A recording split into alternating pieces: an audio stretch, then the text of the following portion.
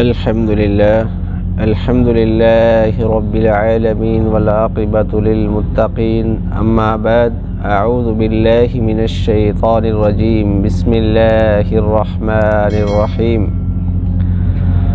फ़क़द क़ालल्लाहु तबारक व तआला फ़िल कलामिल मजीद वल फ़ुरक़ानिल हमीद वल अस्र इन्नल इंसान लफ़ी खुस्र इल्लल्लज़ीना आमनू व अमिलुस्सॉलिहाति व तवासौ बिलहक़्क़ि व तवासौ बिस्सब्र सदक़ल्लाहुल अज़ीम।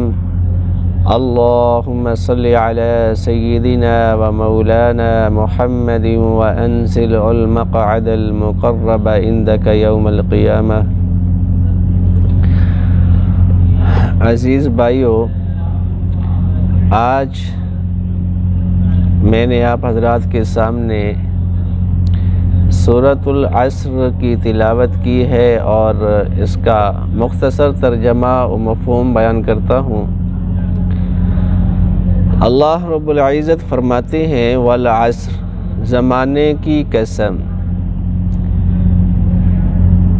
इन्नल इंसान लफ़ी खुस्र, तमाम इंसान खसारे में है। यानी जो इंसान है ये सरतासर खसारे में डूबा हुआ है। पहले समझ लें ज़माना किसे कहते हैं। ज़माना यही है दिन और रात, शब व रोज़, कभी रात का लंबा होना, कभी दिन का बड़ा होना और कभी रात का छोटा होना। तो ये सिलसिला चल रहा है। यानी सूरज तुलू होता है, रोशनी फैल जाती है और जब रात होती है अंधेरा का छा जाना, ये अल्लाह रब्बुल इज़्ज़त की कारागरी है। तो यही ज़माना है और अल्लाह रब्बुल इज़्ज़त इसकी कसम उठा रहा है। याद रखें कि खालिक़े कायनात जब किसी चीज़ की कसम उठाता है तो उस चीज़ की वैल्यू बतलाना मकसूद होता है, उस चीज़ की अहमियत बतलाना मकसद होती है। तो अल्लाह रब्बुल इज़्ज़त के लिए कोई ज़रूरी नहीं था कि वो इनकी कस्में खाता, लेकिन सिर्फ़ इनकी अहमियत बतलाने के लिए अल्लाह रब्बुल इज़्ज़त मखलूक की कसम खाता है। ये इसमें याद रखें कि खालिक चाहे मखलूक की कसम उठा सकता है, लेकिन मखलूक खालिक के अलावा किसी की कसम नहीं उठा सकती। यानी इंसान जो है ये अल्लाह रब्बुल इज़्ज़त के अलावा किसी की कसम नहीं उठाएगा। फिर आगे फरमाया इन्नल इंसान लफ़ी खुस्र, यानी सारे इंसान जो हैं ये खसारे में हैं। खसारे में मतलब होना यानी दिन रात इंसान काम करता है और फिर ये काम करते करते मौत की आगोश में चला जाता है। जब इंसान इस दारे फ़ानी से चला जाता है, आलम बरज़ख में दाखिल होता है, यानी कब्र के मामलात होते हैं, तो फिर भी उसको सुकून नहीं है, एक जहन्नम का गड़ा उसको मिलता है। ये उस शख्स के लिए है जो इन चार सिफ़ात में से किसी सिफत का उसके अंदर नहीं पाई जाती।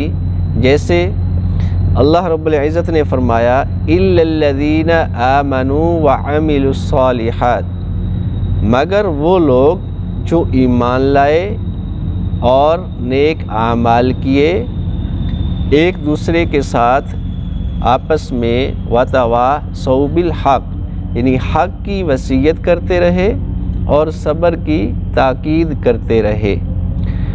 हक़ की वसीयत करने का मतलब ये है कि अगर एक आदमी है वो गलत काम कर रहा है, फहाशी की तरफ जा रहा है, मुआसी की तरफ जा रहा है या वो गुनाहों में डूबा चला जा रहा है, तो दूसरा आदमी जो है उसको हक़ की तरफ बुलाता है।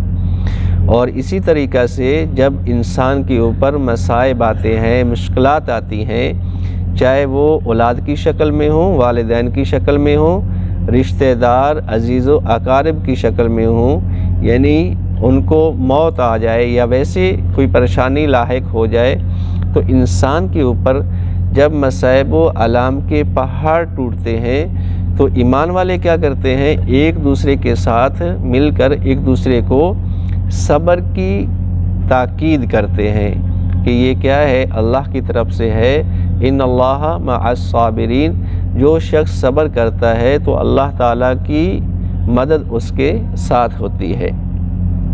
तो मेरे भाइयों, इस सूरत से हमें सबक ये मिलता है कि इंसान को अल्लाह तबारक व तआला ने बतला दिया कि वो सर से लेकर पाँव तक खसारे में ही है, लेकिन अगर वो ईमान लाया, नेक आमाल किए, हक़ की तलकीन की, सब्र की ताकीद की, तो ऐसे शख्स के लिए उसकी कब्र जो है वो जन्नत के बागों में से एक बाग बन जाएगा और उसकी जो ज़िंदगी है, दुनिया और आखिरत की ज़िंदगी, उसके लिए राहत का बाहिस बन जाएगी।